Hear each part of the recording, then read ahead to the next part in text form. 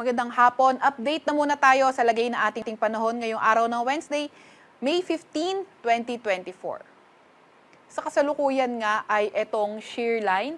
Nakakaapekto na lamang sa may extreme northern Luzon at itong shear line yung nagdadala ng maulap na papawirin, mga kalat-kalat na pag-ulan, pagkidlat at pagkulog dito sa may Batanes, Cagayan at Apayao. Kaya yung ating mga kababayan na inuulan noong mga nakaraang araw pa ay pinag-iingat natin sa mga banta ng pagbaha o pagguho ng lupa.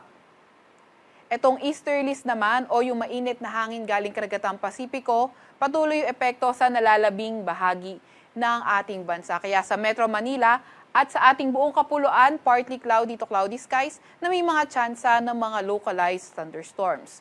Wala rin naman tayong namomonitor na low pressure area or bagyo sa loob ng ating Philippine Area of Responsibility. Para naman sa lagay ng ating panahon bukas, so inaasahan natin itong shear line, posibleng dumami yung areas na maapektuhan niya, kaya may mga kalat-kalat na pag-ulan, pagkidlat, pagkulog tayo sa may Cagayan Valley, Cordillera Administrative Region, pati na rin sa may Aurora area. Samantalang sa Metro Manila at sa nalalabing bahagi ng Luzon, partly cloudy to cloudy skies with chances of localized thunderstorms.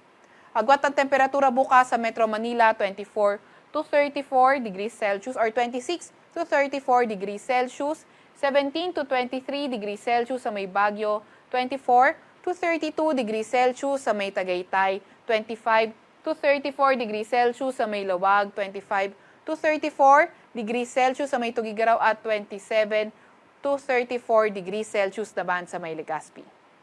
Para naman sa agwatang temperatura sa Puerto Princesa, 26 to 34 degrees Celsius at sa may Kalayaan Islands ay 26 to 37 or 33 degrees Celsius. For Visayas and Mindanao, patuloy pa nga rin yung fair weather conditions with chances of localized thunderstorms.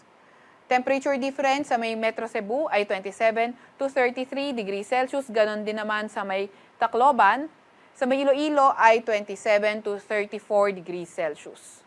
Sa may Zamboanga naman at Davao ay 26 to 33 degrees Celsius at sa may Cagayan de Oro, 26 to 33 degrees Celsius.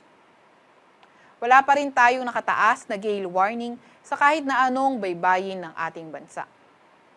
Para naman sa 3-day weather outlook ng mga pangunahing syudad natin, so may kita natin Metro Manila, Baguio and Legazpi City, Friday to Sunday, patuloy pa rin yung partly cloudy to cloudy skies condition with chances of localized thunderstorms. Although, sa may silangang bahagi ng Northern Luzon, mag-ingat pa rin dahil by Friday, posible yung mga kalat-kalat pa rin ng mga pag-ulan, pagkidlat, pagkulog dahil sa shear line.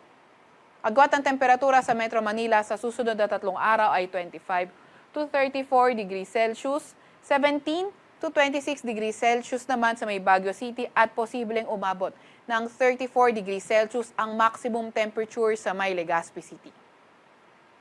Para naman sa may Visayas area, wala pa rin tayong nakikitang weather system na posibleng magdala ng mga pangmalawakang pag-ulan sa area na ito, kaya mga chances na nga lang ng mga localized thunderstorms yung dapat nating pag-ingatan.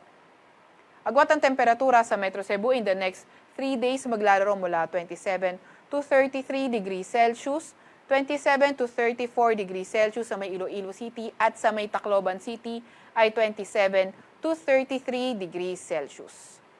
Sa may Mindanao area naman, patuloy pa nga rin yung fair weather conditions dito, pero pag-ingatan pa nga rin natin yung mga pulupulong pag-ulan, pagkidlat at pagkulog.